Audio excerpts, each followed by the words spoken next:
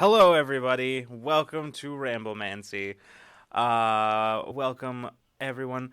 We are here tonight with Alex Perkins. Thank you so much for joining us tonight, Alex.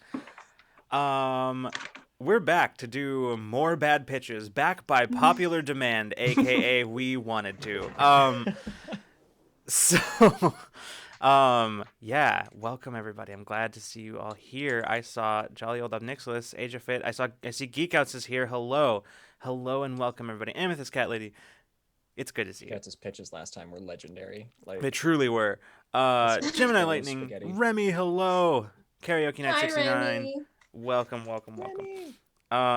Jolly Old Love Nicholas. I've got a bad one. It's called the peanut butter solution. Okay, Oh but yeah. these have to be. You know what? In fairness, last time I did pitch. What was the thing that I pitched that was really bad? That was an actual thing that. Oh, the Emoji Movie. I pitched the Emoji Movie Oh my as a god. joke. I pitched it as a joke, just to make a point. But because this Good point. it is a good point. This is a particular episode where we take this as an opportunity not only to make just horrifying media, but also to roast the things that we love and care about. Also, some things that we don't love or care about, such as the Emoji Movie. Anyway,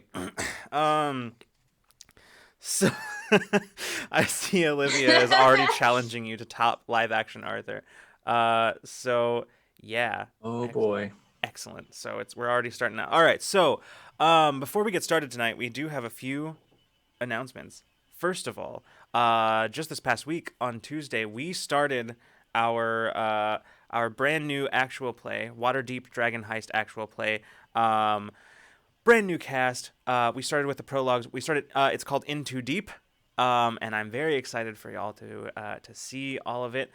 We had the first of the prologues and character reveals, and it was so good. I listen. I was saying this whole time leading up to it that y'all were gonna fall in love with this cast, and if my words have not been proven true after that last episode, then I don't know what you want anymore. So, yeah, I'm very excited. So we will be continuing with the second of the prologues, where you get to meet the rest of the cast and their characters on Tuesday at 3:30 Pacific time. It's gonna be really good. I'm very, very excited.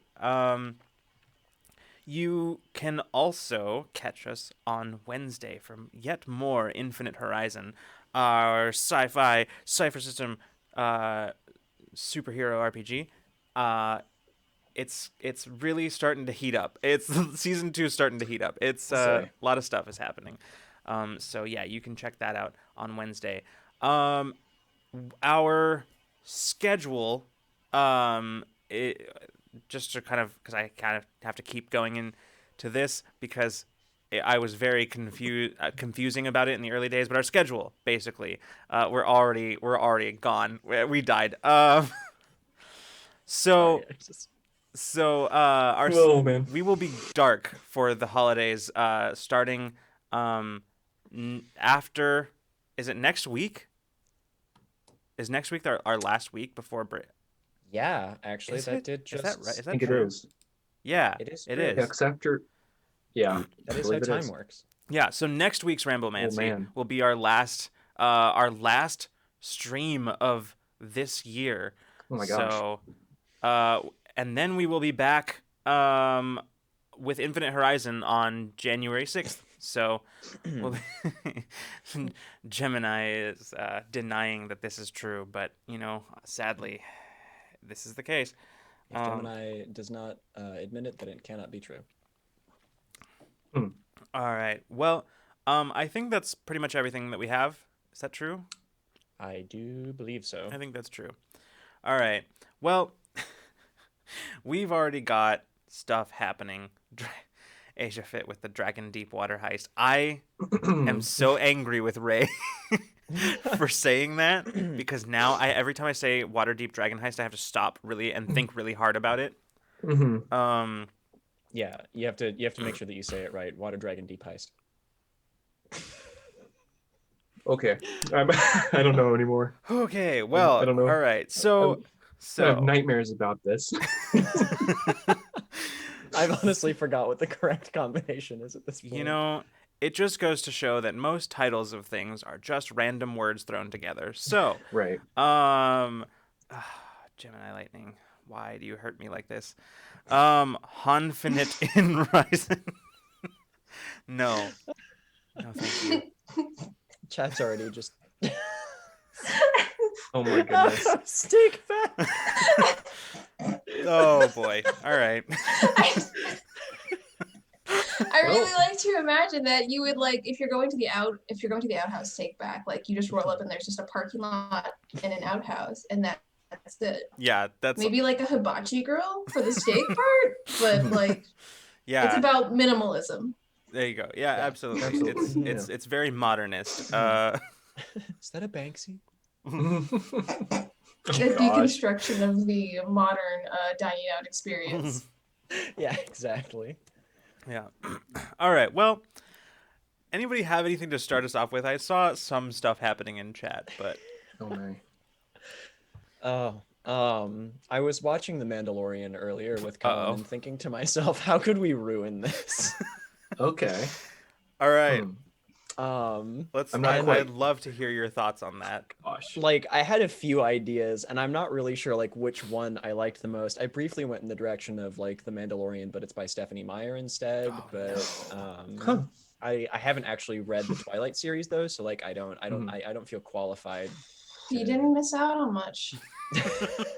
I'm feel like qualified I'm to already roast it. hearing Olivia yelling in chat. Yep. It hasn't started yet, but it will come. Oh yeah, no, it's coming.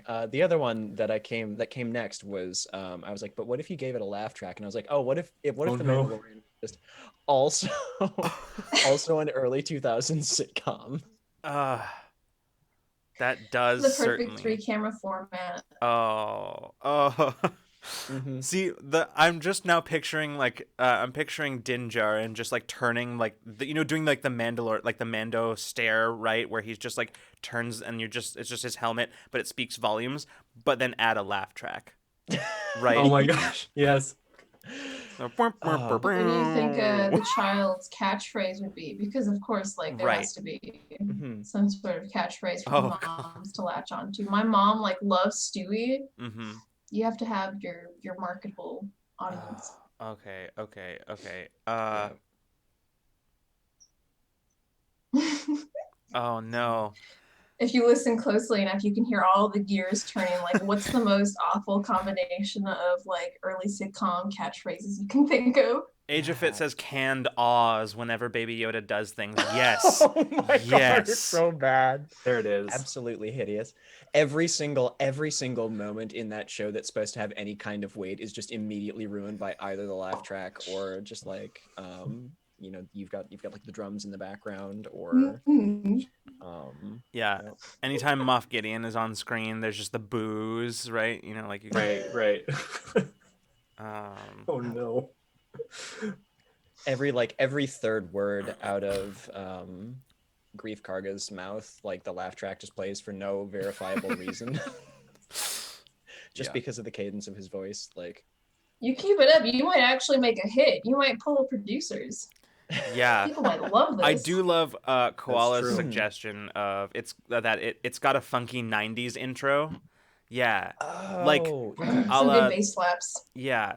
Or like or more or even something more like the intro for Growing Pains, where it's just sort of like where it like pans over and there's just like action for a moment and then the character it freeze frames on the character and then introduces them, right, while there's some kind of like yeah Yeah, it's good. No, it's perfect. CGI Baby Yoda, 100%. In fact, everything is CGI. No sets, no practical. Oh no. It's actually just a cartoon. We make it a cartoon.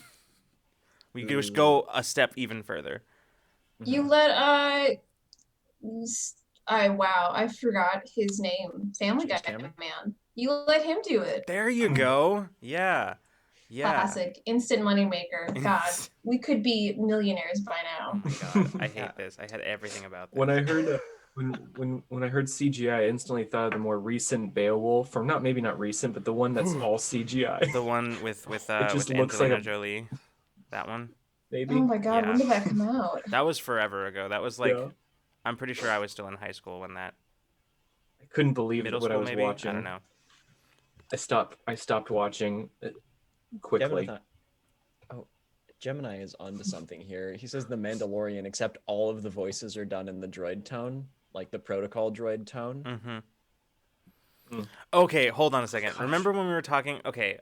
I'm gonna use this as a jumping off point to something else because I think last time there was the not last time we did this, but there was a couple episodes of Ramblemancy ago when we were doing the Jawa game, right? For context, Alex, this is when you take any movie title and you replace one word in it with the word Jawa. Now there were a lot of things that came up in that. Yes, I know, Gemini. I brought it back, but there were a lot of things in there that came up as like that would have been actually really great act pitches. And I'm trying to remember one of the ones. John, do you remember? Because we were talking about it afterwards. After we ended the stream, we were talking about one that was like that. I would watch that. Do you remember? Part of me wants to go back and scroll, but like there's so many in there. Oh, It wasn't- it wasn't for even one of the ones that we wrote hours. down. It was one that we were talking about. But Yeah.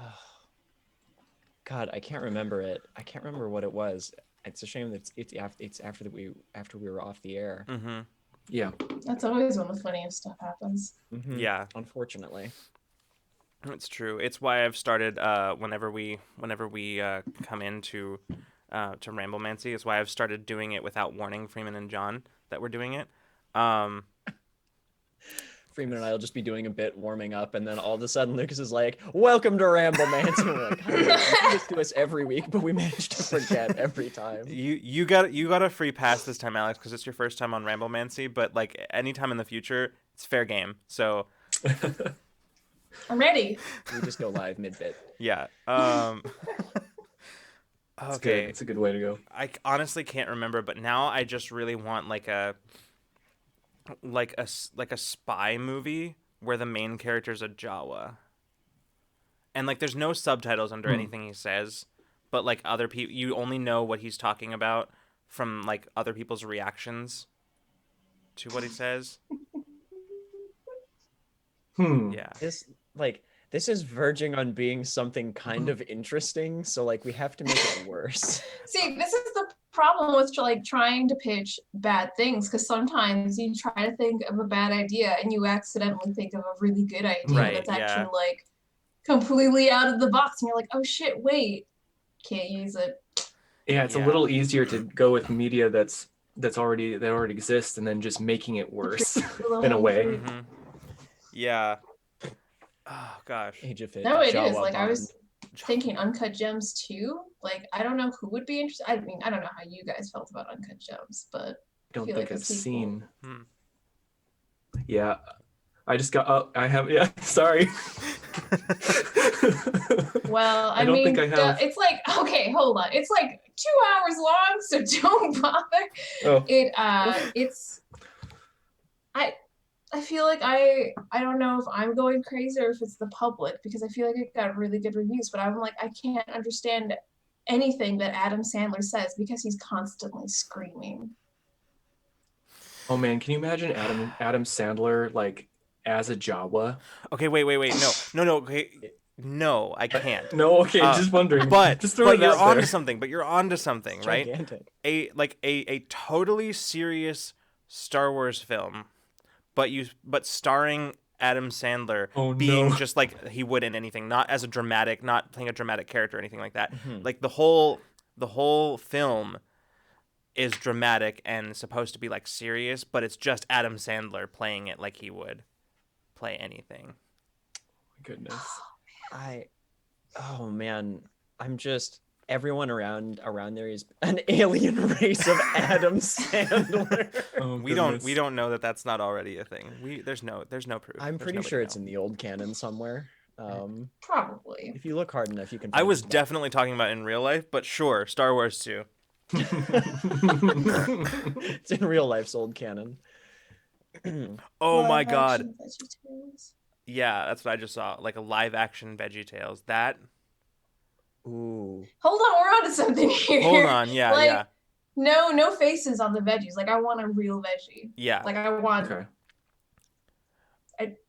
just voice act over the veggies. I was Just gonna- film that's- inside of the fridge. That's what I was Telepathic gonna veg- ask. I was gonna ask if there was gonna be voiceover or not. It's like I like it's that.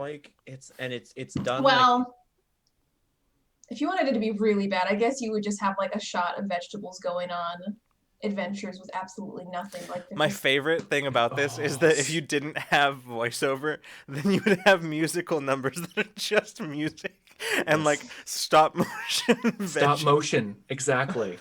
stop motion motion. veggies just dancing, but there's nobody singing. So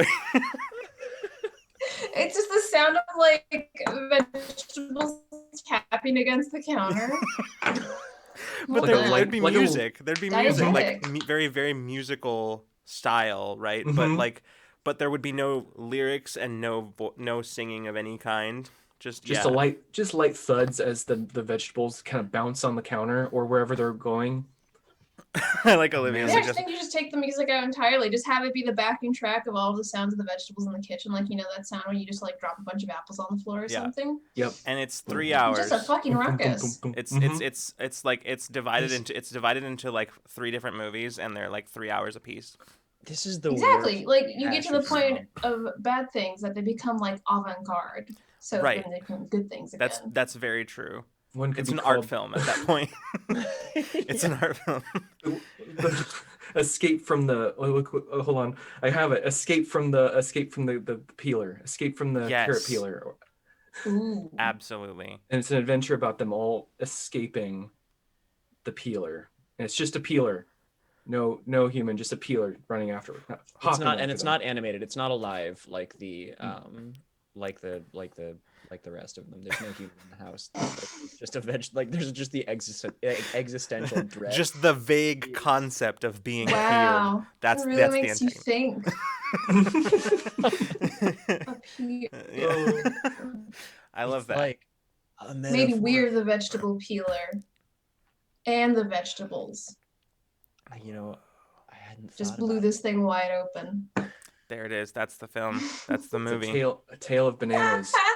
Tale of the banana. Orange is glad I didn't say no. Existential dread.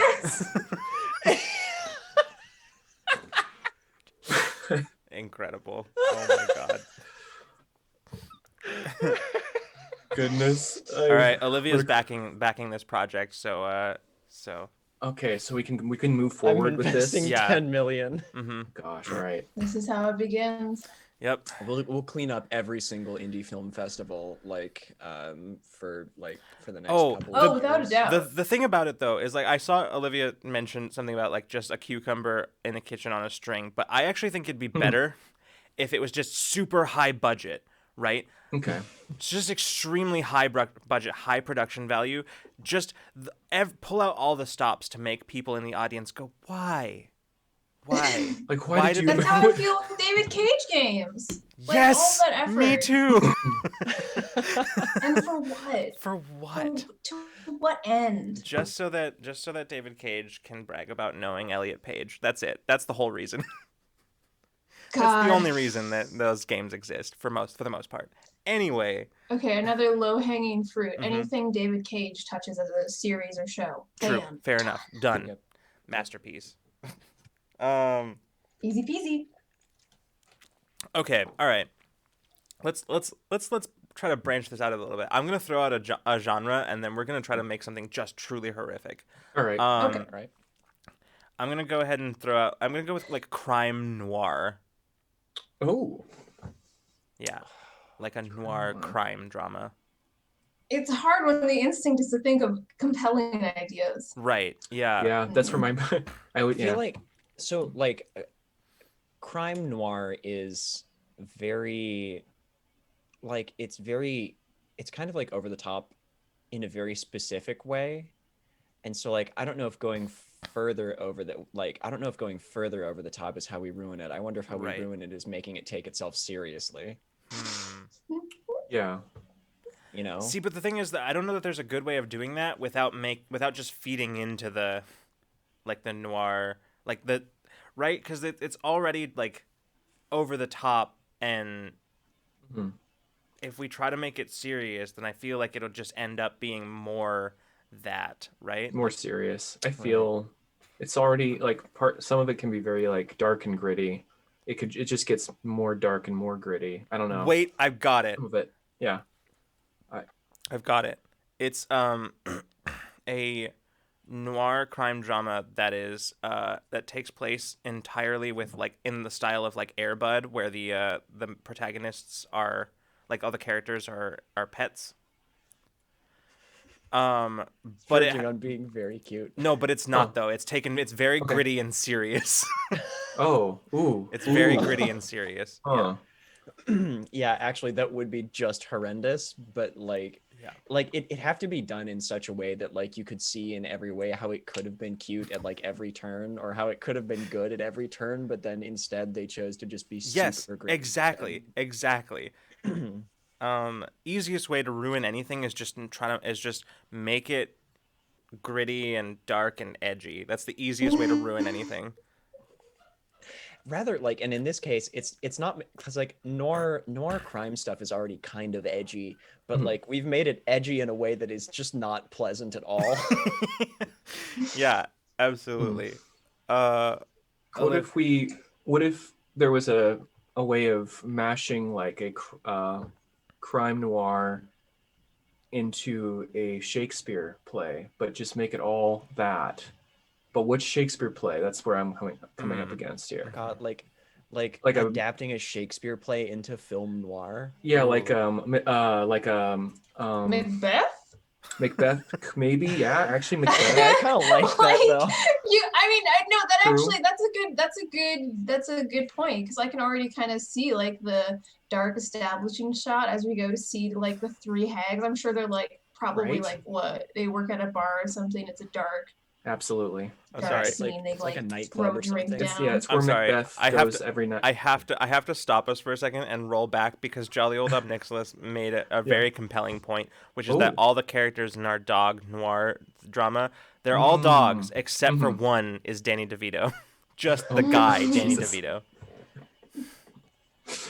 And it's I will go one step further and say that everybody all the characters, the dog characters, they treat it as super weird that he is a human.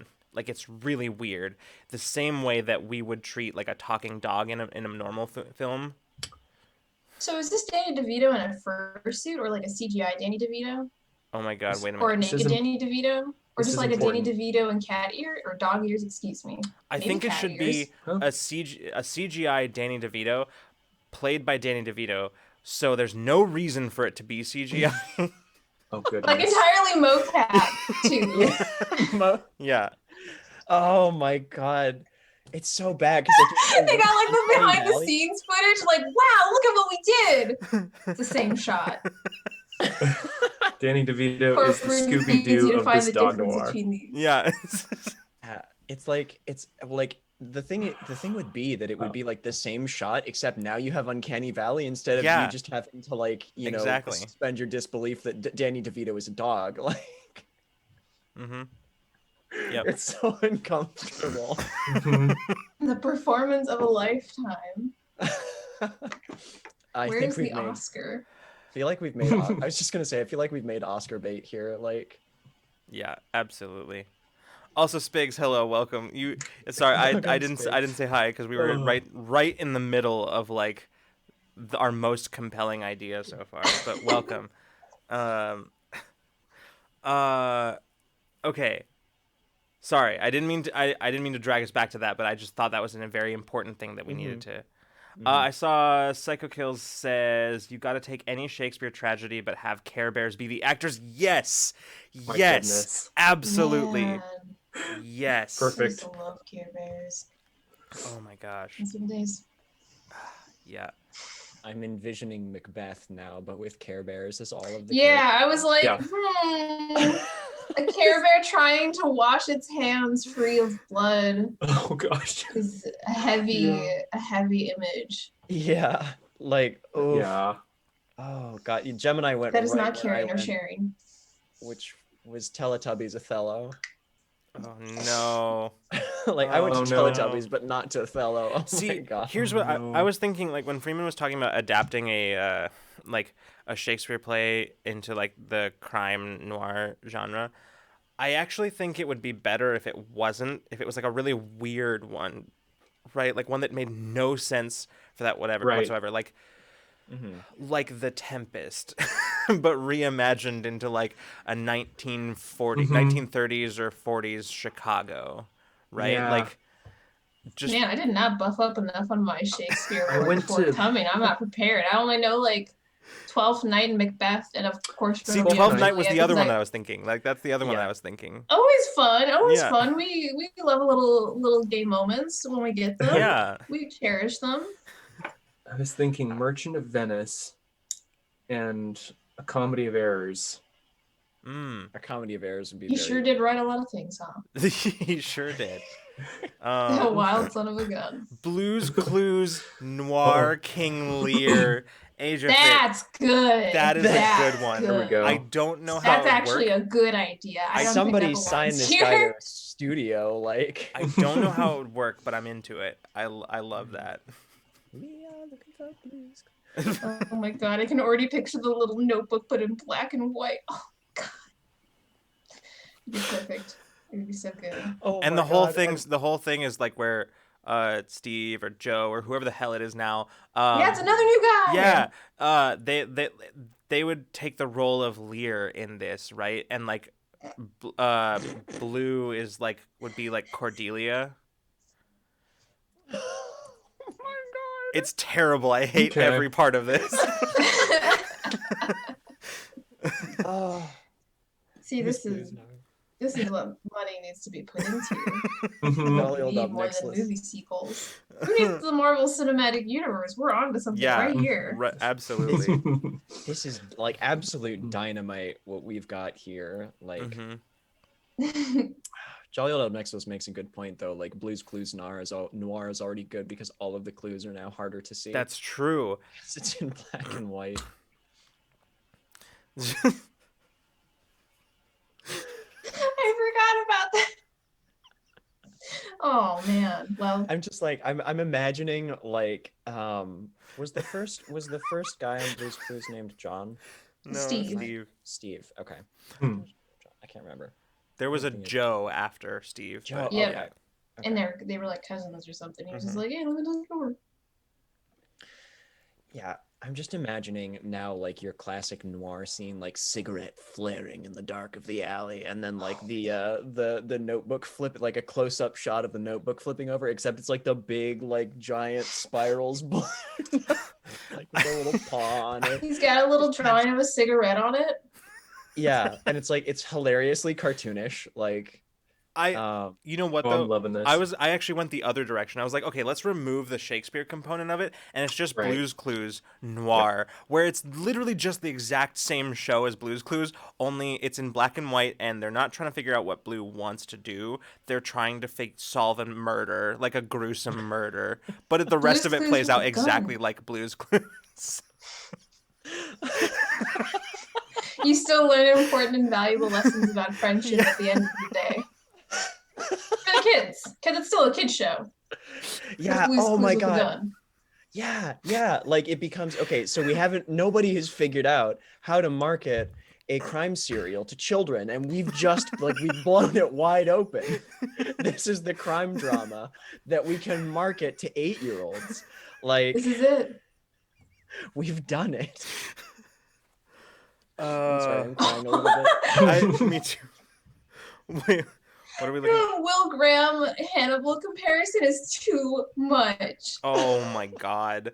Oh my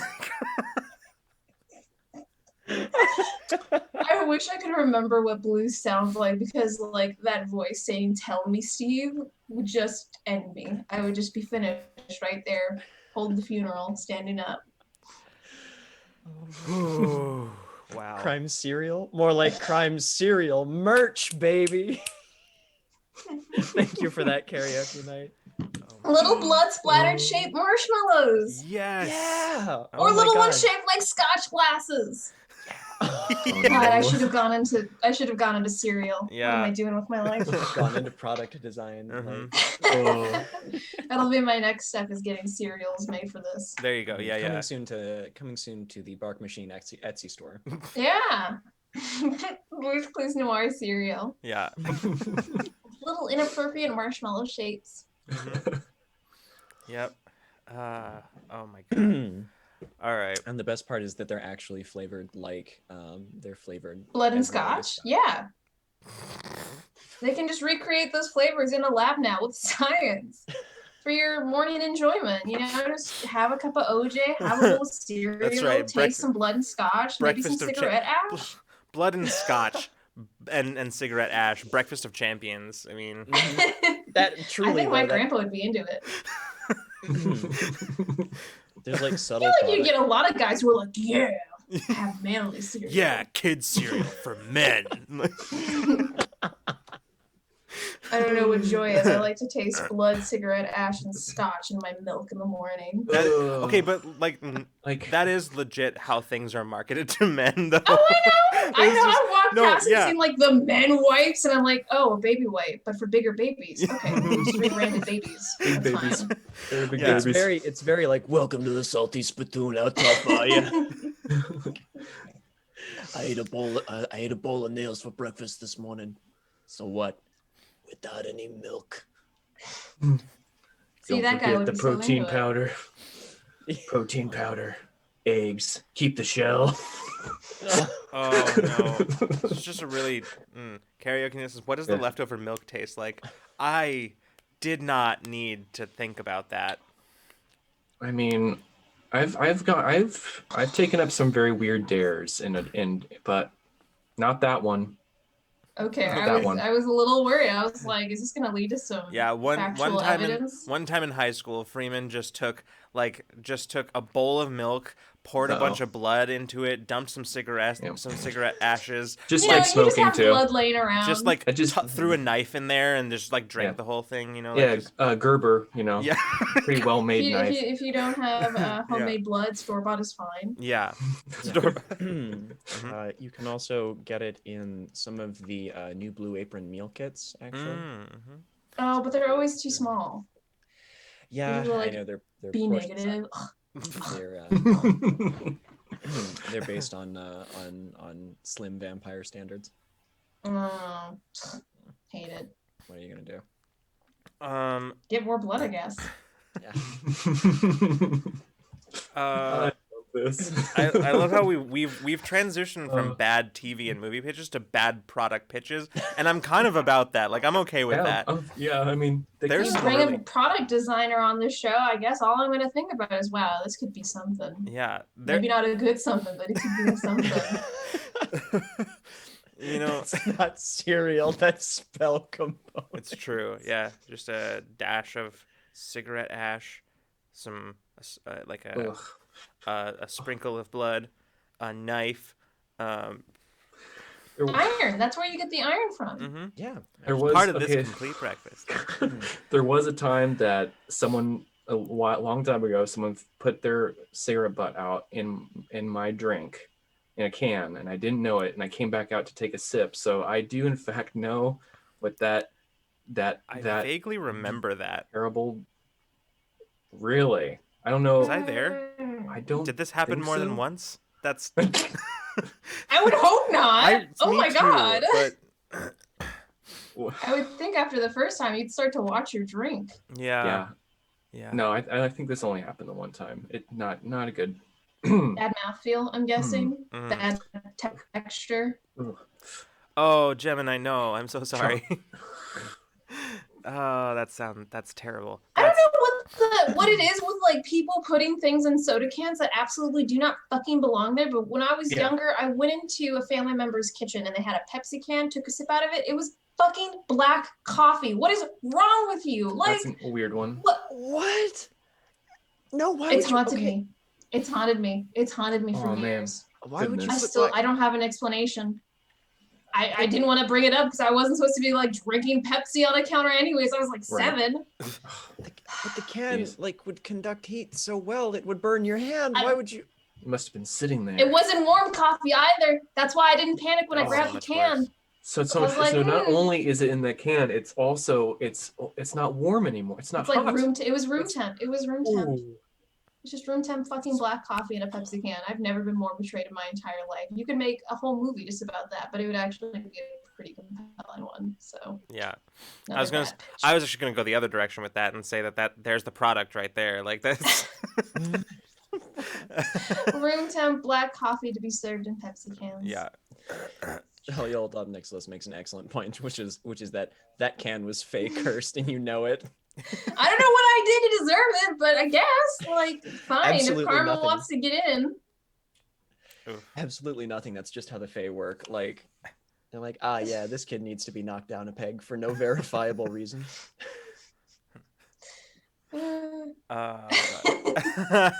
Adam Sandler came along and used the power from the Devil movie. Yes. Thank you, Age of Fit. That's absolutely has to be what happened. All right. Man, I'm now like I'm trying to think of stuff now for like maybe like even another place to start. Like genre Gotta do wise. the improv game. Gotta ask for a word. Gotta get a Yeah. suggestion. and Well, I did the last bounce one. off Somebody of. else's turn now.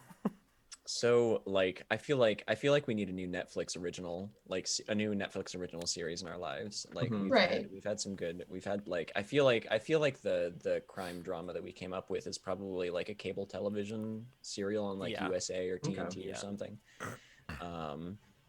But like I feel like we need a new horrifying Netflix original series for people to binge the first 2 seasons of and then have Netflix drop. So Hmm. Do we have a like See, a yeah. It's too soon when they just dropped the Wings Club shit that I'm like trying to get out of the headspace of like a Riverdale and Sabrina the Teenage Oh, Witch God. because it's already been done. It's too easy. I know. Frankly, Riverdale became a bad something that like what we would create here on this show. Oh my god. It was like let's take Archie comics and make it dark and add murder mysteries, like really dark murder mystery and like See, I don't even think it's an issue of making it a murder mystery because they very clearly wanted to write one. But what's crazy is like all the extra shit all they the did, other like stuff that happened. incorporating the evil D&D arc, like the evil cult that harvests organs, or like the fucking actually having a villain escape on like a rocket in like the full jumpsuit affair with the monogrammed belt. That's fucking insane in any TV show, let alone one where you actually want me to take it seriously. I was like, he's a bad man that the FBI wants or whatever. He's in a fucking monogram belt. Like, how much of a threat is he? Yeah. I'm just listening to this and like I That's the guarantee fucking you tip of the iceberg. I guarantee you, John, it doesn't make any more sense with context. Ask me later. I'll give you the spiel. I have one. I have so many like Riverdale plots that I'm like, Dear no. Diary, you ain't never gonna believe what I'm about to write because it is a roller coaster. Karaoke night. No. JonTron bits, but in a feature-length film. Oh god. We don't even need to make that. Yeah. I think what was left of Game Grumps is enough of a testament. Like that's all of it. You can make a super cut of that, and it's already done. Yeah, I'm sure somebody has. Oh god. Oh no. Like somebody has probably already just made a like film length supercut of like all of his bits. Oh, I got it. Okay. It is a found footage film that documents we're already there. It documents the filming of a found footage film.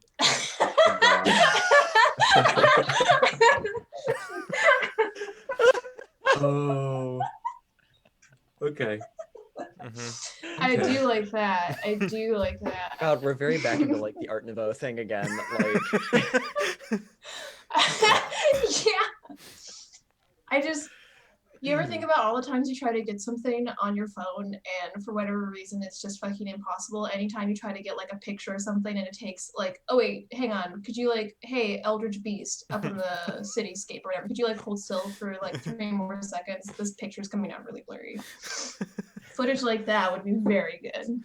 Oh God, it would be like oh God, what am I'm trying to think of like the so it's like a found footage. I'm thinking like, so typically like the shtick of found footage films is that they are like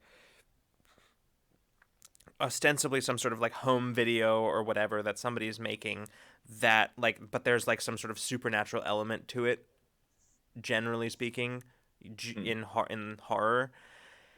And so like I'm thinking that this film would be like it's taken as like a behind the scenes documentary of a different found footage film, where they're like in the found footage film in the movie, there it's like it's fake and it's just showing like the behind the scenes production or whatever, but of course it wouldn't be a found footage film if there was not also horror elements to it. So like in real life in the movie, the studio that they're filming in is haunted, right? The studio is haunted. So like the found footage, it's just a regular found footage film, but the shtick of it is that instead of being like just a regular family at home or like a couple of college friends going and hanging out in the woods looking for a witch, it's actually just filming another found footage film like one of those.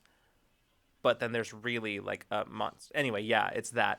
It's very confusing. You have serialization potential on that, like Franche Potenge. You can just keep making sequels, and it just keeps going further and further and further and further. Yeah, it's all the behind the scenes.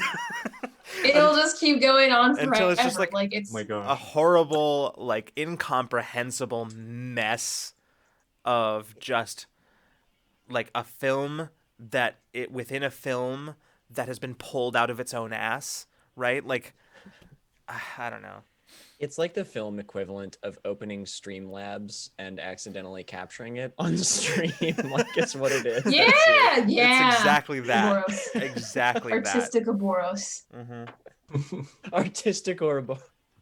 I love that. Mm-hmm. We're getting profound tonight. Ooh, I love this. Age of Fit says it can be multimedia, like Insta videos from the set. Yes. I think that's TikToks. Yes, absolutely. What if it's like what if it's like a like choose your own adventure almost, like where they have like no, cuts of, like, we're going the wrong direction. We're going in the wrong direction. That's moving back towards good. Like that's going back towards good. You can't. It's not gonna work. You know, it's gonna rock your world. Tinder did something like that. It's fucking weird. It was bizarre. It was interesting, but it was weird. They had like a choose your own adventure, sort of like a horror story thing that you would do on the app and then match you based on your results with other people who had like, I don't know, similar ones or something. Like it was like a found footage type of choose your own adventure sort of thing. Yeah. I don't know. Okie dokie. That's wild. I know, right? Like that in itself is like, see, now you bring in the Tinder thing into the whole scenario, and then it just gets even weirder. It just keeps going. I want to know who thought of that. Like, I want to know who the person was who came up with that idea, because, like, that person was either a genius or just, like, really high that day. Like, I don't know. And maybe it was both. It could have been both. It can be both. Yeah, it could have been both. And I want to know. I really want to know which one it was. Because, yeah. Like I was like, this is a very fascinating way for a dating app to try to, like, keep its audience tied on. Yeah, no longer a service. They now create content. Like, could you fucking imagine, like, all of a sudden Tinder streams? Oh my gosh. Yeah. No, okay, but here's the thing. That does not actually sound that far-fetched. So, like, That could literally happen, and if it They does, muscle in on the Netflix and chill euphemism so that they Yeah. can really capitalize. and if this happens at some time, any time in the near future, Alex, I'm going to immediately send you all caps messages being like, "It happened," and yeah, I'm gonna be sending them a message like, "Hey, can I get some royalties? Listen, here's the footage. I'm gonna need a timestamp on this video." yeah. Oh God, yep. I think that. Oh my God. I'm gonna have to mark that one down on my Mhm. calendar, Yep. just in case. Yeah. Just like pull out my little monthly planner here and put it in a bright color of pen that was. So we have this idea. Yeah.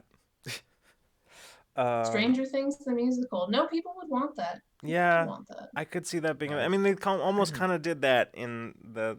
Was it the last season, with the whole like never-ending story scene where they're singing the whole like. Oh, a little bit. They kind I of did wouldn't that. know. It was yeah. I think did it a would little work. bit. It wouldn't be that outlandish. I think it would work, frankly. Yeah. But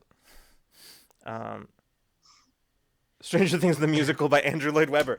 There it is. That's the one. Oh, God. That's so gross. Narcos the musical. Okay, now what? Now what? There that we would go. be Karaoke Okay, night. now. Got it. That's that one. Yes, Narcos the musical. Mm-hmm. Wow. that's incredible. I don't even think a musical could. Wow. I just want to apply mashup musicals to other things. Yeah, Like I Lord know. of the Rings, the musical. I mean, Mm, there's. I mean, Are you telling me you wouldn't listen to fucking? You That'd wouldn't be- listen to Frodo shred about how much this sucks? That's Right. like prime punk music. That's all that whiny white boy punk music is. It's I just fuck, wanna- I have to do this thing and I don't want to do it. My life sucks. I just. That is the Yeah. material. I really want to listen to Golem and Smeagol doing a duo of scream music. you know what? I On agree with you. Mountain That would be great, Mountain. but it'd be even better if it was a ballad, a duet, like Oh, a yeah. duet, and yeah, that would be much even better. Because the funniest part about it is that it's to the same voice. I have to like quickly spin around in a circle, shift the lighting really quickly, get the idea of the vibe. Wait. No, that's the pitch. Gollum the musical, There because it the is. whole thing, it's not Ooh. even two different actors playing, and they don't do any tricks where they have like the same person on there twice. It's just literally the same guy trying to sing a duet with himself, doing both as if he was Gollum and Smeagol. I think it should end right before he meets everyone else. Like, It's well, like a prequel to like the Lord of after the the Rings. Hobbit, before the Lord of the Exactly. Rings. Yeah. Oh yeah, on the adventures. We're going to through be the just cave. one guy on stage for like 2.5 hours. Yes. Yeah. Mm-hmm. Just straight monologuing, Mhm. singing and monologuing. Yeah. Yeah. All the blocking is like shifting, being one character, and then shifting over to the other side to be the other side of Golem, be No, Smeagol, in and the- Just put him Golem on a again. lazy Susan. in the same musical number. But like imagine how hilarious that would be of like trying to represent exactly what it would be like if Gollum was actually singing a duet with himself, because like it's not like there's literally two people talking, so it would just be the same guy trying to harmonize with himself, and it would be horrendous. Oh, Bo Burnham. Yeah, there you go. And then just- Cracked it. hell, you know what? Just We found cast our guy. cast Bo Burnham. Yeah. No. He would it's love that. Yeah. brilliant. You can only like it's only ever performed in extremely echoey performance halls, so that you have even like just a chance in hell at harmonizing with yourself. It's performance art. Yeah. Yeah. Yeah. Age of Fit says, "What about Gollum and the Tempest?" And I'm like, "Isn't that just Caliban?" A little bit. A little bit? Yeah. I've always kind of drawn those two. Yeah. Yeah. Yeah. But Somebody, Yeah. I think, I see mentions of more musicals, and I did enjoy High School the Musical, the musical, the musical, the musical, the musical, the musical, the musical, and I'm like, I kind of want to unpack what that means. Like, how many, like, what are the additional layers of the goodness. musical mean here? Sounds like one of those skits like Too Many Cooks. Like you just keep going and the music just keeps repeating and you're not sure if High School Musical just got like fucked up or really long.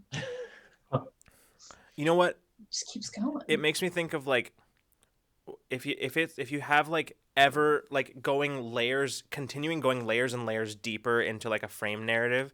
So basically just doing like the 1001 Arabian Nights thing where it's like frame Right. narrative, but then within that story she tells like somebody's telling a story, and within that story somebody starts telling a story, and it just starts like mirrors itself out. So then like you get layers and layers deeper into a story, and then the stories start going back out the other way and coming back out the other side. It's just that, but like the musical, but High School Musical. The music is like some kind of self-referential, like increasingly complicated, like kind of stuff. So like the lyrics are like increasingly like referencing things that are like layers above it, but also like alluding to the next frame story. So it's just like super cerebral for no good reason. Or, like And impossible to follow, because the only way story progresses in a musical is like through song. So it's impossible to follow. It's just it's completely unreadable, and like the music just gets like more and more like weird and complicated because it's also trying to like self-reference the musical motifs, right? And layer those in on top of each other. Wait, sorry, this is unrelated, but I had another idea. So remember the movie Shark Tale? Yes, unfortunately. So Will that Smith, right? So that but No. like a live action remake of that.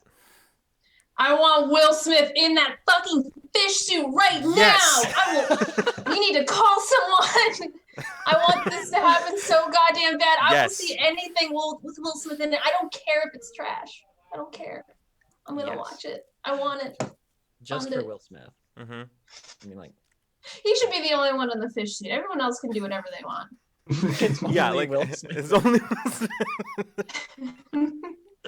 Like everything else about the world, just like it's like the background and like the setup makes it seem like it's underwater, but it's not really. Like it's just like set in everyday New York or something like that, but they just like change the backdrop subtly to like in a very clever ways to make it seem like it's underwater.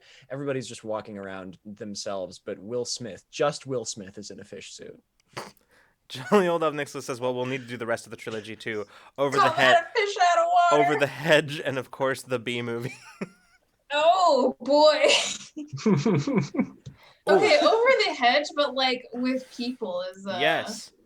Live action is loaded. Consider that. Just like, what if you walked out of your house and saw your neighbors at 3 a.m, like on all fours in your garbage? Oh my God. I've seen Over the Hedge too many times for this to not like strike fear into me. Like they break in to houses, like it's a whole operation with people. That's just robbery. That's just breaking and entering.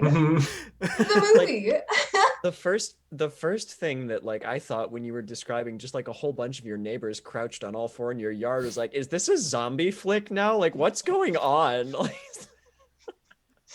this is some I Am Legend shit. Like, yes. Have you seen Over the Hedge? Yeah, I have.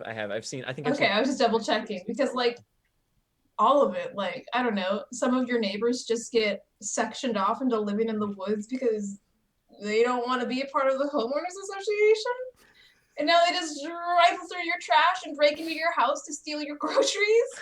And you're also trying to kill them with like super illegal extermination hardware. It's a weird like dystopian film at that point. I kind of want it. Yeah. Like, I also love caveman as possible. Age of It says live action Chicken Run, which like yes please. I like that. Yeah, live action Chicken Run. I haven't seen Chicken Run since the 90s. Been a while. It's that movie and Lion King that I've like. I feel like other 90s kids had those on VHS tapes. I did not. Yeah. So. No, neither. Yes. Okay, but that would actually be cool for 300 retold as pictures on slowly rotating Greek pottery. Granted, you would lose probably the humor of This Is Sparta, which I fucking loved in middle school. Like, wow, peak comedy right there. But that would be so cool. That would be awesome. That would be like the coolest museum exhibit. Actually, yeah, like that seems like the kind of thing that you would actually see at a museum. Like that'd be absolutely That would be fucking wild. sick. Like 12-year-old me would have eaten that up on the field trip to the I would still eat that up. Like 27-year-old me is about that, but I would have lost my mind as a child. It'd be so cool. At the speed the pots rotate, it would take 7 hours. Oof. Okay, maybe not. All right, gosh. maybe I wouldn't be about that. My attention span is this big. Yeah. Oh man. Can have a little bit of attention span as a treat. I had like the very beginnings of an idea, but I'm not able to really follow it through. So I will share it after this surprise yawn. Surprise yawn. Which was, so my thought was like, get something that is really boring and mundane, like drywalling, and somehow turn it into a movie. But I don't know what it would be like. I don't know what that would be like. Yeah, I'm trying to think what kind of tropes we could use to make this more interesting Well, as the pitch room. Personally, having worked in a hardware store, this is a great opportunity for the hero's journey, because every time I had to deal with a man in the paint department getting shit for drywall, it's always like there's always some song and dance. There's always a wife who wants it done today, and it's always like too much to get the drywall. Like it's just the whole day. My movie ever, and it would actually be bad, and people would hate it. Mm-hmm. It fits all the requirements. Yeah, I think that's perfect. Actually, I'm into it. It'd basically be like a drama film, right? But the only drama is just that the guy needs to do some drywalling, and his wife wants it done like today. That's it. Pitch it like a thriller, so people keep thinking some shit's gonna go down. Yeah. Oh yeah. Yeah. Like really edgy trailer with like the uncomfortable camera angles that make it seem like, and like the music that just like keeps you just the sort shots of that linger too long. Yeah. Exactly. But when you watch it, it's literally just a movie about a guy who's like struggling to drywall. You're just sitting there fucking anxious, waiting for like someone to get murdered, or like a monster is gonna show up, or there's gonna be zombies, or this is gonna be like a Jordan Peele film. And no, you finish the fucking movie after being uncomfortable for like an hour and a half, and you're like, that's it. It probably doesn't even end on a satisfying note. Like the drywall is just dry, and then it's done. Yeah. Or it just ends really abruptly without ever resolving. Like you don't know whether or not he finished the drywall. Like it ends with something really ridiculous happening. Like it's just this whole thing where he like goes through, like you said, the hero's journey, but like trying to get stuff for the drywall, trying to get it done or whatever. And then he's like gone through all this stuff, and at the low point, right in the hero's journey where you hit like the lowest point, he's just like there, and then he so it sort of turns around where somebody like it's like, hey man, you look like you've had a really rough day here, and like hands him like their sub that they just bought. They hands in their sub, and he just takes it, and he looks up at him, thanks, and then just roll credits. Like that's it. That's the yeah. It's just yeah. Ooh. It ends with the wife putting her keys in the door, but it's unclear whether or not he's finished. Ooh, that's deep. That's the real thriller part. Ooh. People debate Got to catch these hands or not. People debate for like 2 years, screaming for a sequel because they thought it was sequel bait. Like, you know, like hashtag release the Snyder Cut kind of thing. Yeah, exactly. Like, you know, only it doesn't happen. You know, originally like it was booked as a trilogy. And then canceled after the first movie, and people are convinced that like that there's like zillions of fan theories online about like the intricate plot things. People spend like years just analyzing all of like the idiosyncrasies of the first film. I do love what Geek Out said, which was, you just described the first Blair Witch, and you're absolutely correct. An hour and 30 minutes of nothing. God, I've never even seen it. Don't. Same. I haven't either. Yeah. The only part of it that's remotely interesting is like the last 5 minutes. And even that is utterly unsatisfying. This is such a good like exercise in finding out what movies aren't worth watching. We've got The Blair Witch Project. We've got Uncut Gems, which Yeah, I feel like we might have mentioned another in passing, but probably. honestly, But so yeah. many. Peanut butter solution at the beginning. Karaoke night. Butthole cut of Lion King. Release the Yes. butthole cut. Yes. Release the butthole cut. This is a joke that only Lucas and Freeman will get. The hashtag butt cut. Yep. Hashtag butt cut. What if you just took Lion King and you made it back into people, but you didn't reference the fact that it's just Hamlet? Yeah. Oh, Okay. that's good. I like that. Let's keep going. How many times can you like divorce it and repurpose the same material?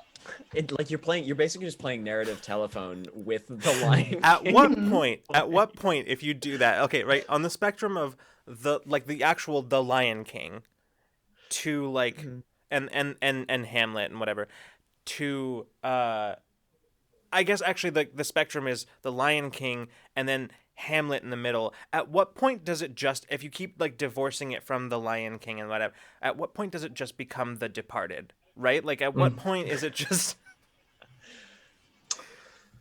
because I feel like That's a good question. I mean it's not it's quite a few steps, I think. But I don't know. Yeah. Kind of makes me also think that in regards to Shakespeare anyways, I've heard a lot of people be like, oh, every narrative story can have like trace back roots to something in Shakespeare. Like everything is just Shakespeare, but repurposed or renamed, which I think is kind of like bullshit personally, but yes. Yeah. Because if that was true, then like that would mean that Shakespeare was the person who told every story. And that means that like what happened before Shakespeare existed, like what were all those stories? Right. And does that mean then that Shakespeare just is repurposed other people's stories? Like, well, I mean, what? Yeah, It's such a wannabe I woke think take. it's a very big misunderstanding of like how the hero's journey is just in a lot of fucking narratives. Yeah. Yeah, heroes go through a lot of shit and then they get like a good thing at the end sometimes. Yeah. Yeah, that happens a lot. Who knew?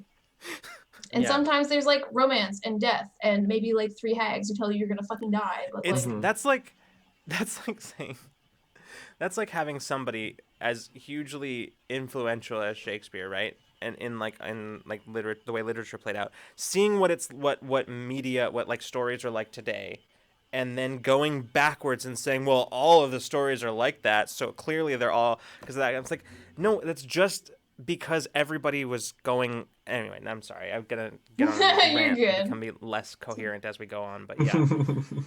that's where all the ideas are. You have to keep going. You have to keep digging. It's all a part of the art. Yeah. Yeah. Or like if you're Joseph Campbell writing The Hero with 1,000 Faces, you kind of just drop acid and then like write a book about the hero's journey. God, if only drugs were so productive. If only it were that easy. Right. Wait, hold on. Geekout said something above.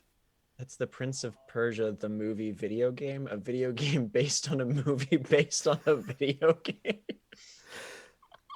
Oh my. Well, honestly, it's a real thing. It just reminds me of how bad the Assassin's Creed movie was. I didn't even watch like, it.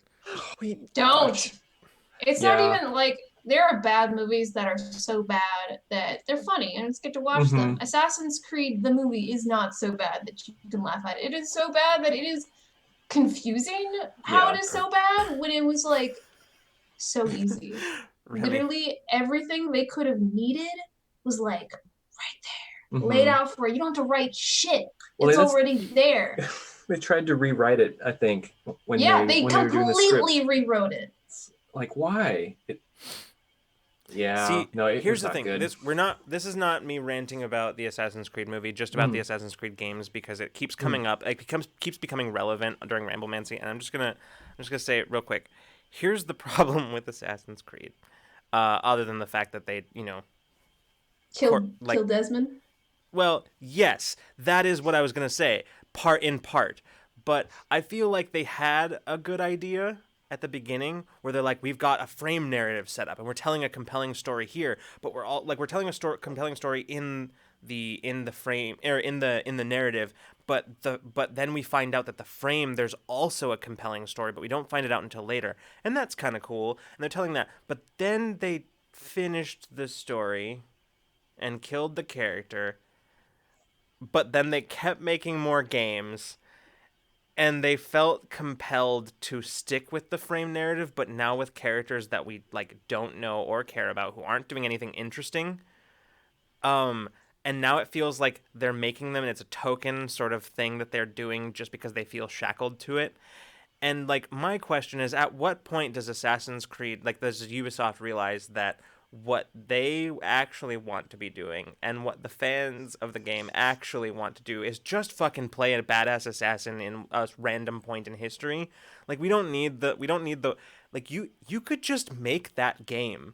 You don't have to like justify it by having it be this weird like future tech that allows you to relive the memories of your ancestors, but not their ancestors anymore. Because that's the thing, right? Because before it was Miles' actual ancestors. Now it's just random people, and they're like, I don't know. It's I Anyway. basically feel the same at the same point. Hated Black Flag. I mean, okay, no, I love Black Flag because Black Flag has Anne Bonny in it, and Anne Bonny is worth Black Flag. Fuck the rest of it. Like, Yeah. That being said, though, Cassandra. That's what. Yes, exactly. The only thing that is like worthwhile or interesting about Assassin's Creed Odyssey. That's it. Just that. Women. So, you know. Anyway, that's the rant about Assassin's Creed. They like, as far as bad movie pitches go, like they nailed it. They nailed it. Like it's oddly boring. They changed the lores in ways that don't make sense. There's a weird sequence where what's his nuts, Michael Fassbender, is just like singing some weird pained rendition of "Crazy for Loving You." That's right. It was so fucking stupid. I was sitting there in the movie theater with my mom and my sister. Like, I don't know. I think it was like after Thanksgiving or Christmas. Like, is this really happening? Is this like I'm not hallucinating right now? Like this is actually the movie? This is what they did? It is. It is the cherry on top of making bad media. Follow its example and always, and you'll always make something bad. Yeah. That movie is what bad drugs feel it's like. Exactly. It's true. It is unpleasant. Yeah. Oh my god. I don't even know if anything we make can come as close to that. Probably we have to really get in there because honestly, I feel like we just keep making up bangers. Yeah. I haven't seen a bad idea yet. the trouble is, I think Olivia won immediately last time with the whole like live action Arthur in the style of Cats, and like I don't know that we can honestly top that. Like that's truly horrifying. And we've come up with some awful shit tonight, but like nothing has matched that so far. Yeah, and like, no.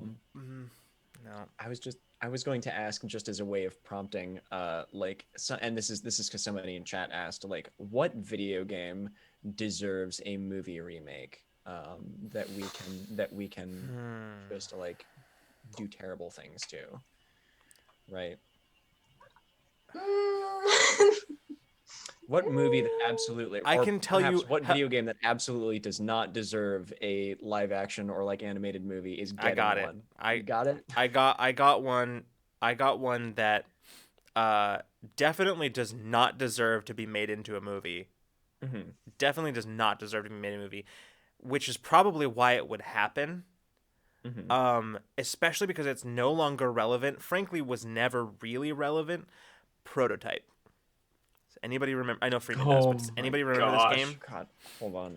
I'm gonna look it up. It's like it's basically like it's like trying a game that's trying really hard not to be Resident Evil, but not quite managing it. Oh god. And then they try to like shoehorn a story plot or like something in there too, but it's just like the whole game is just an excuse to run around and break shit. Like break shit, and which like if they had left it at that would have been cool because you get like powers and like these weird like like I don't know. It would have been cool if they'd left it as just like an excuse to run around a whole city and break stuff. But they tried to like shoehorn a plot into it and it just didn't didn't work. Because I love the like crazy arm that like flies out of you, and like you can grapple onto buildings and like sling yourself across the city block. But I remember this now. I remember seeing trailers for this back in like 2010 or something. And it's like, not a great game, which tells me it would make an even worse movie. But somebody with Oh. an idea and too much money and the right connections in Hollywood would actually absolutely be like, no, but we can save this. Like there is something here to be made. I think they should Yes, make a Circle there the Cat was. movie. There What? You guys never played Circle the Cat, bro? I I don't know. Best browser so. game of the year every year since I was in high school. You hell just yeah. circle the cat. There's a bunch of circles. You can Google it. You just Oh my gosh. there's a bunch of circles and you have to circle the cat before the cat gets out of the square and off the screen. Make that into a movie. I just Oh, remembered They can- City Jumper. This is like Emoji Movie level of Yeah. of making a movie about something that absolutely does not deserve a movie. I'm really here for it. So like, is it animated? Is it live action? Like, what's the So I feel like that depends on how dramatic you want to make this cat trying to escape because it's like there is no there's no preset setting. It could be like a house or like a castle or like a forest. It could be anything as long as you circle the cat. And then it's like a question of how are you circling the cat? Are you literally like drawing a circle around the cat? Are you like trapping the cat? It all depends on what genre you want to take it in. And who's like where are we the protagonist? Is the cat the protagonist? Ooh, like, interactive. are we following the story from the cat's perspective? VR movie. Ooh. like hardcore Henry, but from the perspective of a cat. Oh my god. No, you know what? That's my pitch. That's my pitch right there. It's just hardcore Henry, but it's just a cat, and like, but it's not just a cat, right? Like a regular cat just doing cat things. It would be like an action movie, but from the perspective of the cat, who is the protagonist. That's the movie. That's the one I'm pitching. Oh my god. See, I was thinking about that, but I was thinking specifically about the Team Fortress 2 shorts they did. There was one they did about the fucking sandwich in the fridge when there was someone trying to invade the base. And I always thought that it was one of the funniest fucking shorts they ever did. I was like, what if you just made an entire movie like that, just from the perspective of the fucking kitchen of where all the interesting shit is happening? Yeah, like the action is implied because you never actually get to see any of it because you are in the refrigerator. You just hear like thumps, maybe a gunshot.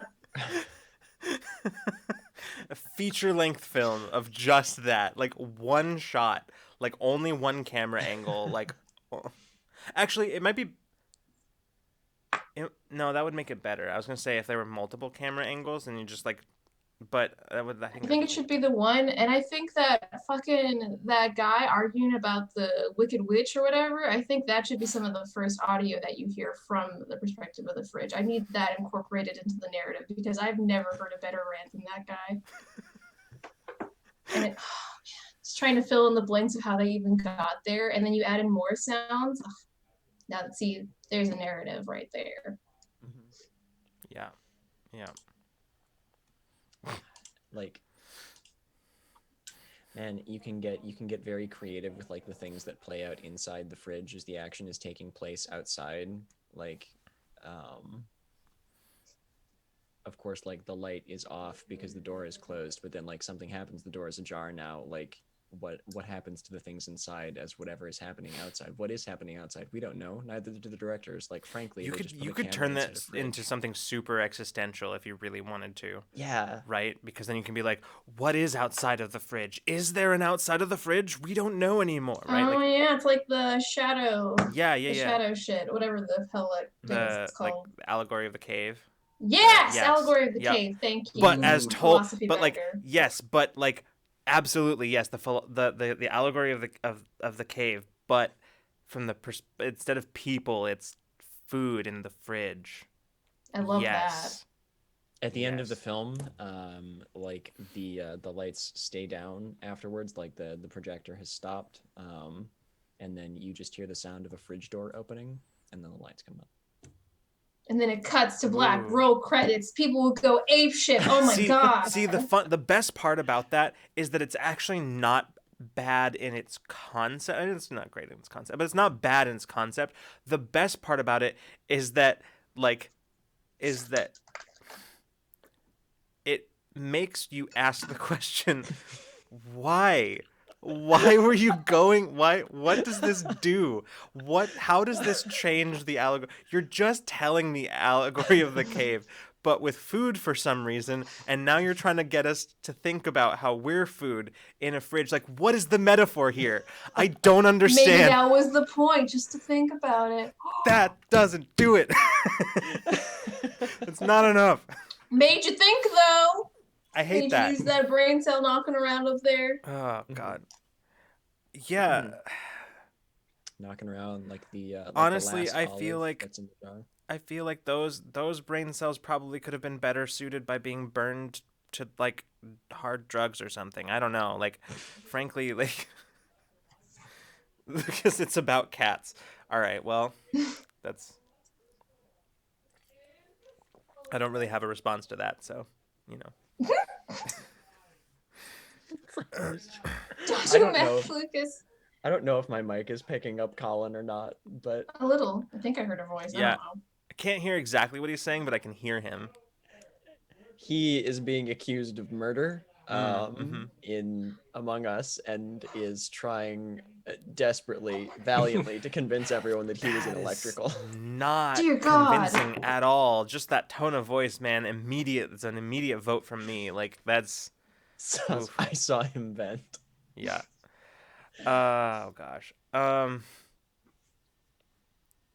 Let's see. Yeah. Among Us style film where you have to survive on a space station, but it's all like 7-year-olds and you have to listen to them try to reason and logic through their arguments. So they just keep talking and talking and talking and none of it makes any sense. I know someone who legitimately had that experience in Among Us, so like Oh my god! I forgot babies play the game. Yeah. Oh my god. That's a real thing that happened to somebody. So yeah. I know. Somehow that's even like funnier if like I don't know, you're some random stranded astronaut and by some like Oh, fucking stroke was it of you, luck Amethyst? you get Amethyst, was it you? I feel like that's. Yes, it was you, wasn't it? Yep. Mm-hmm. Oh boy. Yeah. Yeah, she was telling us the story a while, like the last time we played Among Us together, and yeah, okay. I couldn't remember who it was, but yes, mm-hmm. That is legitimately a thing that has happened. So, just that, but a feature-length film. If you were the only adult in a group full of rambunctious 7-year-olds who may or may not be like committing murders behind closed vents, like I can't even handle being around like one 7-year-old. That's already like a test. So doing it with like multiple and I have to try to like reason with all of them at the same time, I think I would just be like, just put me back out in space. Karaoke Night says Me, that's just. I'm the imposter. I killed the most recent. I'm the imposter. Throw It me was out. me. Let me out. Karaoke Night says that's just a second grade classroom. Karaoke night as a substitute teacher is correct. That Mhm. is just a second grade classroom. Yeah. They may or may not be committing murders. We don't know. Like second grade. I'm so oh, afraid goodness. they are so brave and so lawless. They can do anything. They have self-esteem the size of like skyscrapers. Yeah. Oh gosh. The baby is here. Oh, the baby. She's here to help contribute ideas. No, she won't. She's useless, but she's very cute. Okay. No, this just takes me back to the time that like it was my first day on the job substitute teaching like ever. And I walked into an elementary school to a kindergarten classroom, and like the guy who was in there was like an ex-high school history teacher. Like he had only ever taught like 9 through 12, and he was teaching kindergarten that day. and I was supposed to go in and help him. And when I walked into the room, there were kids just like wandering around everywhere. He was trying to marshal them back into place, and as I'm trying to like shoo a couple of the wayward like 7-year-olds back to the front, I feel something like bump into me, because I'm 6'2", and so like I small humans are very small at that point, and I just feel something like bump into my shin, and I look down, and there's this tiny little child that has like wrapped herself around my left shin and is looking up at me with these big round eyes, and it's just like, you're very big. You know, I had a very similar experience, but it was in a fucking wave pool. What? I was underwater at a wave pool at Six Flags on vacation, and I came up from underwater, and there was just a fucking kid with his arm wrapped around my neck. He must have been like, I don't know, 4 or 5, which is how I was able to just like completely stand with this extra weight. But I like looked down at him, and he looked down at me, and I was like, I don't, how did this happen? Where did you come from? Wow. His mom was a little ways away, and I guess he was just like sitting around waiting for his chance to hook on to someone. But I was just like, so I've never been more confused on a dime like that. Especially like coming out from underwater, like I'm trying to breathe and process why there's suddenly like 50 extra pounds on me. Mm-hmm. Kids, man, they just don't. Kid didn't care. He wasn't ashamed or anything. He's just like, I'm a kid. Who gives a fuck? Hanging out. What's up? How's it going? How's your day? Oh my god. Oh man, a cooking show crossed with one of those obstacle shows where you have to run and all the obstacles are moving. Yes. Holy shit. Or does this actually sound too good? I can't tell. American Okay, that might Ninja be too good. It might that be might be too like good. too enjoyable to watch. American It's like- Ninja Warrior. Like, what if you just and took Chopped and American Ninja Warrior and smashed them together? I was thinking Kitchen Nightmare, but yeah, or Hell's I feel Kitchen like rather. if you wanted to make a lot of people angry at once, you can make a cooking show where the judges are like really picky eaters who are like college students. It's not kids, because kids will fucking turn up their nose at anything. Yeah. But like college students who have like their little quirks, like they refuse to try new things. That's the kind of judge you want. Mhm. Yes. Like, and 5-star like high quality professional chefs, I want them to get absolutely pissed off because they made something with like nuts in it, and one of them's like, I The don't want worst this. part about that is that that would actually be just a huge hit because people would just hate watch it. Like, Yeah. True. people would just hate watch it. They would get so angry because they'd be seeing, like, the whole thing would very, like, obviously only be framed from, like, the chef's perspective. Like, we would not see anything about the judges. So, like, we're all like primed to be sympathetic towards the chefs and everything like that. And then when time comes, you just see this, like, fucking college student who's just like, I don't know. It could use more ranch dressing. Like, They have to like go fucking just bury it under barbecue sauce. Yeah. Like piss off the chefs beyond compare. Yep. Like, oh, hang on 1 second, man. Just I would love to see how the chefs just like rage out. Like, I worked so hard to get this flavor palette right, and they're like, I don't know. It feels like there's just like something weird about it. I don't know. It's like too fruity. Why did you put a fruit jam sauce on a piece of meat? That's so weird, bro.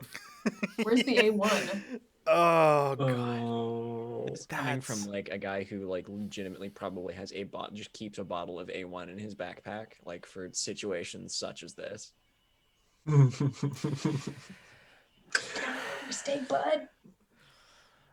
Sometimes you do need like a little I do. Sorry, I need a little bit of cayenne because I'm cayenne crazy.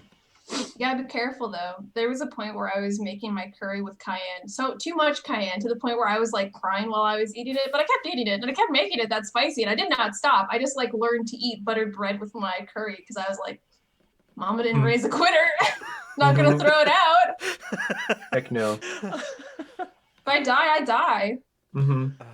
At least I ate good curry before I did. I would rather it be too spicy than too bland. Mm-hmm. I hear you. Yeah, oh shit. Okay, I like this. Remy says, like how they tried to make a TV show based off those commercial cavemen for like Geico.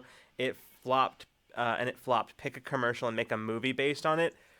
Yes. Ooh. Okay, I'm into this. I forgot that I was thinking about those stupid immersive commercial experiences. Yeah. I was like, what if you made an immersive commercial experience that was the same length It's a whole as movie about feature-length film? a whole movie about Jake from State Farm. Oh. No, people would love that too much. They I know. love Jake from State Farm. I know they do. It has to be like, you know how like I don't actually know if this was like a really good Photoshop edit or if it's fucking real and I have to like eat my shoe or something, but the KFC movie with Mario Lopez. No, this is a real thing that's happening. It's a real thing. Oh god, I was hoping that it was just a No, fucking this prank. is real. This is actually happening. That's It's got to be like a dramatic full-length feature film for a food service because that's going to be extra fucking stupid and like it has to be low-key enough that it can still Jack read in as the like a Box. movie Come on. but not so much that it's an ad. Jack in the Because Box. that's the thing, you don't want it to read like an ad. It's an immersive experience. Right. No, Jack in the Box would be the one. But it still has to advertise the fucking thing. Yeah, no, I think it would be perfect. I think I truly think Jack in the Box would be good because I cringe at all of their commercials, like with the big Jack in the like I cringe. Having like a heartfelt, sincere talk with like I don't know, maybe it's like a family heart to heart or something, and you have to insert like, oh, maybe we should talk about this over a Jack in the Box meal. Now on sale. God. Make direct eye contact with the camera. Oh my God, But only yeah. for those moments. Only Gemini. when they're referencing the product. Gemini, that's genius. A rom-com starring Jack and the King from Burger King. Oh, okay. Yes. Oh. That's Yes. cool. Oh, I'm so into this. Like, Oh my God. They would market it at Pride. Yeah. Jolly Old Nicholas is correct. Wendy's would 100% do this, and that's not even like a joke. Like that's absolutely something that this is the kind Yeah, of thing. Wendy's is getting real interesting Yeah. with their advertising, I guess, or Yeah. their partnerships. Oh my God, yes, a Seth Rogen movie or something. Okay, I would 100% cast Seth Rogen as Jack from Jack in the Box. Like absolutely, he'd have to be. Would he have to wear like a mascot costume, or would it just be Seth? I'm torn. I feel like if you're trying not to make it obvious that it's an ad, then no. You got to find some way to get the iconography in Right. there, though. So like my thought was like maybe do some very, very Oh my like God, you're clever killing me. costume design. Like my thought was like do makeup sort of like the Joker, right? Oh. I love that. I love that. I think that's perfect. I think that's exactly how it should be Yeah. framed. Yeah, like yeah, but like Okay, it's never referred to as like as if he's wearing makeup in the movie. Like that's just his face. Like Nobody talks about it. nobody talks about it. Because and it makes sense though because it's clearly like Jack from Jack in the Box. It's very clearly That's the guy. Yeah. it's not like not a single shot of like not a single background shot of makeup like in his house. Nope. Like not a single shot of him. Show his morning routine and he wakes up like that. Yep. Yeah, he wakes up like that. You literally like show a scene of him like washing his face in the morning and whatever, and it's yeah, It's still there. it's still there. That's just how he looks. Now the question is, what about the Burger King though? Like, how do we? Is it just like a? First of all, who do we cast? Should he be a literal king? Yes, I think so. Yeah, I think so. actually. So big palace Yeah. in the middle of suburbia, I think. Willem Dafoe. Yes. Perfect. Yes. No, that's who I down. want. That's exactly yes. the casting I want. That would be Yeah. one. I love it. The best part about this is that as a rom-com, it's like those two have no chemistry. Would have no chemistry. Seth Rogen and Willem Dafoe. Okay, hold on. I think like, they- no. let's not underestimate William Dafoe. I think he would put in a really good effort. Sure. I think Seth Rogen is the problem. I think he wouldn't be able to get out of his own head. Yeah. No, you're right. But the end result is the same. They would have no chemistry, regardless of who the problem is. Like they would have none. But yeah. Oh, and a love triangle with Ronald McDonald. Yeah. But like, okay, so hold on. Here's the question. How do we differentiate Ronald McDonald from Jack in the Box if we're doing makeup, right? If we're doing the makeup thing? Well, I mean, Ronald McDonald has hair. Like his hair and his like outfit vibe, that all goes into the whole thing. I think with the Jack in the Box guy, it's just like the makeup is more of like the sole identifier for the brand. Mm, Whereas Ronald has like the whole, if you put them next to each other, you would be able to tell. sure, So in sure. a live action, it would feel like if you translate the details in the same way. Yeah, and Jack does have the hat. That's fair. Um, yeah, Ronald is only mentioned off screen. He's never seen until like the last 25% of the movie. yeah. I Like he do. could. This is Age of Fit. That's exactly what I was picturing. That stupid fucking laugh in the romantic scenes. Yeah, like like that Yeah, Seth Rogen like yeah. Oh, it's ingrained in my mind. yeah. Oh, Unfortunate for us. Hey, yeah. maybe Ronald McDonald is like like the clown thing is just like a part-time job or something. So like he has like just a literal like clown uniform, but it's not like I don't know. Like Maybe he's like an actual like circus performer in this film. yeah, I don't know. Like they're His food like empire supports his real passion. mm-hmm. Mm-hmm. Yeah, there we go. There Yeah. we go. He's We one had of to, those philanthropist billionaires. He's There it made so is. much money now that he just gets to do Mm. whatever he Yeah. wants. That's what's so attractive about him. He's like the CEO boyfriend, right? Yeah. He can like fly you out on a private jet. Age of Fit is Yeah. like perfect right here. Perfect on casting. Adam Sandler as Ronald. Yeah. And as Okay. Remy said, we've come full circle. Like we've now come True. full circle. Now I think we've actually made something that is fully unappealing. So Yeah. I think we've done it. I think we did it. Yeah. I think Because like with a love triangle like this, I feel like you would still get people who are like, hold on, like the kind of people who would probably draw like the Burger King super buff and shredded, right?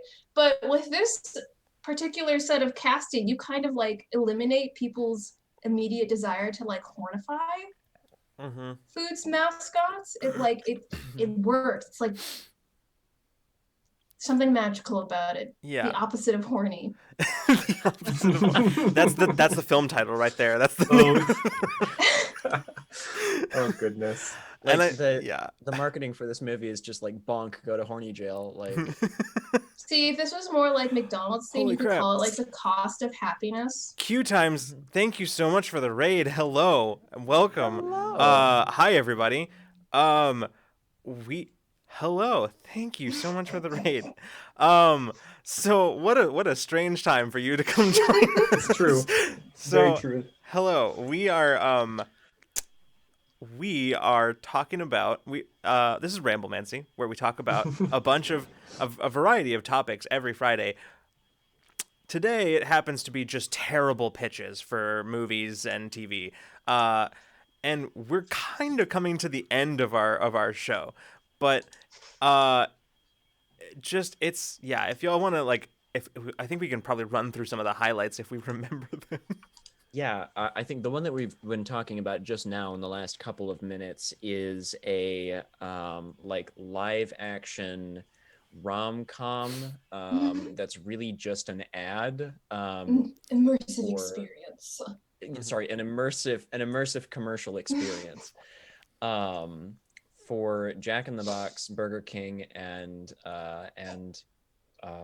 McDonald's featuring Seth Rogen cast as Jack, William Dafoe cast as Burger King, who is a literal king in the suburbs for reasons that are not explained. And then Ronald McDonald is cast, or Adam Sandler is cast as Ronald McDonald, and there's this weird love triangle between the three of them. Yeah. Yep. Delicious. And something I wanted to add is that Yeah. all the ads that are adopted into a movie are all in the same universe too, I think. Oh yeah, So like absolutely. there's like Old Spice like city. Yeah. I don't know where I'm going with that. It's just He just owns the city. It's his city, and he It calls it is. Old Spice. Anybody who pays the producers enough is just allowed to like drop their brand somewhere into the universe. We've kind of circled back around to the Emoji Movie though now, because like, true. how many I times think are this we is gonna how things like that happen. Mhm. you know what, you're like, yeah, you're probably right. That's this. This is just food fight. Yeah, absolutely. the Man, ad revenue nothing's ever extended. gonna top food fight though. Like Look- how in the same way that nothing is ever going to be like the Homestuck fandom again, nothing is ever going to be like the phenomena that is fucking food fight. Yeah, Mhm. yeah, I would agree. It's like the Odyssey. Oh my Yeah. god. This is truly a monstrosity that we've created. Like it's I really want this rom-com now. I I might start working on yeah. concept art. Who knows? I might pitch it. Yeah, I like Mhm. we take it, we I pitch it think to Hollywood. I truly think that this is the one that topped the night. Um I would say I don't know that I would place it necessarily in second place, but I am a fan of the whole like using Blue's Clues to market crime noir to children. I'm a fan of that. That one Mhm. was really good. That one was good. I think that is probably another one of our top contenders for the evening. Mhm. Like just the whole idea of gritty noir Blue's Clues, but Mhm. it's still a children's show. It's marketed- just Blue's Clues, but like they're solving murders, like grisly like in murders. her little Blue's Clues voice, talking about like the horrors of murder and how Yeah. men are the real monsters. I would love it. Oh my god. Yeah, All in Yeah. black and white. just yeah, all in black and white. Yeah. Mhm. Well, I mean, they've look the obvious reason for it isn't just it's not you would think it's because it's fitting the genre, right? Like the noir genre. But the real reason for it is because they were like, okay, how do we make the clues like the whole like detective finding clues thing harder if the clues are just these bright blue paw prints and they're like black and white. Make it black and white. That was Kids the who have answer. been watching Blue's Clues colorblind are like, oh, it's time to shine. I know how to spot contrast. It's like I've been training for this moment my whole life. All 6 years of it. This is what it was all for. Oh Yep. goodness. Man, As I said, what a strange episode of Ramblemancy for y'all to rate us for. I mean, I'm glad you did. This is it's I honestly think this is a better one to come in to bring a whole bunch of potentially new people in with because this is like this is great because you've got instead of having some sort of like polished sort of like whatever, you just have us having terrible ideas about things and yeah. being completely unhinged on screen. So Yeah. like I love Blue's Clues Death Note crossover. Like Ooh. I have to get that out Okay. there now. That is I love that. I love Yeah. that. I've been thinking about the Death Note movie this entire time because it's another one of those things. It's like so perfectly bad. I'm like I've only seen a little bit of Death Note, but like oh Watch man. Death Let me just add it to my list of media. I still support it after 10 years. I used to love L. Back when I thought I was straight, that was my anime boyfriend right there. I ride for him. I die for him. I roll his weed. I hold his hand. Love that man. Rip. God. Well, we are well past the end of our time. No, this is par for the course. As is tradition. This is how we Yes, this is how yes, this this goes. is It's not truly Ramblemancy unless we end at least 15 minutes late. So Gotta do the ramble and the mancy. exactly. that's correct. So yeah. Thanks everybody for coming by. In case you missed it at the beginning of the stream, we have a number of things happening currently, such as we are starting a new D&D 5e actual play campaign called Into Deep. It will be it is an all LGBTQ plus cast playing Waterdeep Dragon Heist. I have to think about it every time. I have to think hard about it every time, but that's what it's called. That's the actual name. Anyway, and we had the prologue episode, one of the prologue episodes this past Tuesday. The next one where you will get to meet the rest of the cast and their characters will be this coming Tuesday at 3:30 p.m. Pacific time. They are great, and I love them, and I cannot wait to see what they do, and I frankly cannot even imagine the chaos that will come of having all of them on screen at the same time. So, but for that, you will have to wait until January. This Wednesday, we have Infinite Horizon, our sci-fi supers actual play run in the Cypher system. We're getting into our second season of it, and it is starting to heat up. There's a lot of stuff happening now. Episodes have been so much fun. Yeah, absolutely. So, yeah, those are kind of our main things that we have happening right now.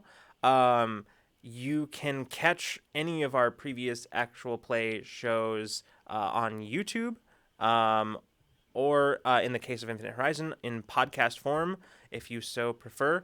And yeah, you can. Sorry, chat being chat. Outhouse steak bag. Outhouse steak back. That truly may have been the most horrifying thing we created tonight was Outhouse Steak back, and we did it in the first 5 minutes. Yeah. Yep. Um. Otherwise, yeah. If you are here, if you are subscribed to us here on Twitch, you can join our Discord. Well, you can join our Discord anyway, but if you're on the Discord and subscribed on Twitch, you actually do get access to some of our Patreon rewards. Just as a thank you, because frankly, most of the stuff that we've been able to do would not have been possible without our subscribers here on Twitch. So, yeah, it just as a neat little like, hey, thanks. So yeah, do keep an eye out for those things because there's a lot of really cool stuff in there coming out. And so yeah, if you're not in the Discord already, I highly recommend getting in there. Today there was a whole discussion about Taylor Swift's new album, like fully deconstructing all of it, like just really pulling it apart. It was great. Yeah. Literally happening all day. Like it started when I woke up and it is still going on as far as I know. So I got to use my thus far unused music minor. It was so much fun. Like, Oh wow. yeah. yeah, Yep. talking about Evermore and Closure, which are both very interesting in their own right. Anyway, we're not going to bring that on stream because I'll never shut up. Yeah. So yeah, it's a fun place to kind of hang out and chat about things you like, chat about really whatever. It's also the best place to get any information about what's happening with the channel. It happens like any news that we have goes there first. And so yeah, if you want to stay up to date with things that we're doing, that's the place to go. That's all I've got as far as channel stuff. If anybody has things that they want to talk about as far as things that they're doing, John, you still have stuff that you're doing, right? I do actually. I can talk a little bit about things that I Hey. am up to. In addition to being your friendly neighborhood streamer here, I am also at Resident Bard on Twitter, and I am a writer and editor for games, comics, and fiction. So currently, two of my projects have exciting things going on. One of them I can't super talk about just yet, but the other one, the Short Games Digest by the San Gennaro Co-op, is actually just wrapping up. The Short Games Digest number 7 is going to be coming out probably here shortly. I know that it's kind of like in the final stages of being done, and I am editor for 5 out of the 8 games in this issue. So I am well positioned to tell you that there's a lot of cool stuff coming. So if you have not followed the San Gennaro Co-op on social media, I highly recommend it. There's a lot of familiar names and faces from the kind of circles we run in. If you're familiar with Brie Donnan, who is here sometimes for Borderlands streams, she does a whole bunch of art as well for it. So there's a lot of cool games and art in there, and I'm very excited for that to be coming out soon. So that's kind of what I've got going on. Yeah. At the moment. So I've got one more thing, which is not a channel announcement, but it is an announcement about. You may have seen me tweeting about this earlier this week, but this coming on Monday at, I want to say it is 3 Eastern, over on the Scriv the Bard's channel. I am going to be playing in an Among Us game for charity, raising. Yeah, John is also in that, and as well as Drac. Drac's in it too. And we're gonna be doing that, playing some Among Us for charity. They've got the charity event is actually going on for the whole week, I think, but Among Us is specifically on Monday, and there's a variety of other things taking place, raising money for 2 different networks for Mind, and I told myself before the stream that I was gonna pull up the it's basically both of them are organizations that deal with mental health and awareness and advocacy. So particularly at this time of year, with seasonal depression being a thing, it's extremely important, especially during a year such as this. It is extremely important to have those kinds of resources available to as many people as possible. So if you are around on Monday, yes, John, did you pull it up? It is, yes, it is NAMI, That's the what I thought. National Yeah, Alliance on Mental Illness and Mind. got it. Yeah, that's what I thought it was, but I didn't want to say it in case I was incorrect. But that's the one I thought it was. Yes. So if you have some extra time on Monday, or really at any time during the week, you can find. I believe Scriv has their schedule on the channel somewhere, so or at least on their Twitter, so you can follow them. And Yes. yeah, so you can drop by, help out. Even just being present is helpful, so sharing that around. But yeah, that's all I got. Alex, thank you so much for joining us today. Yeah, it was so Yeah, good thanks to for have having you. me. It was a Yeah, lot of fun. yeah, absolutely. All right, everybody, thank you so much for being here. We will see you next for Into Deep for the part 2 of our prologue. But if not, we will see you the next time you decide to come roll with us. Good night and good zone, everybody. Good night.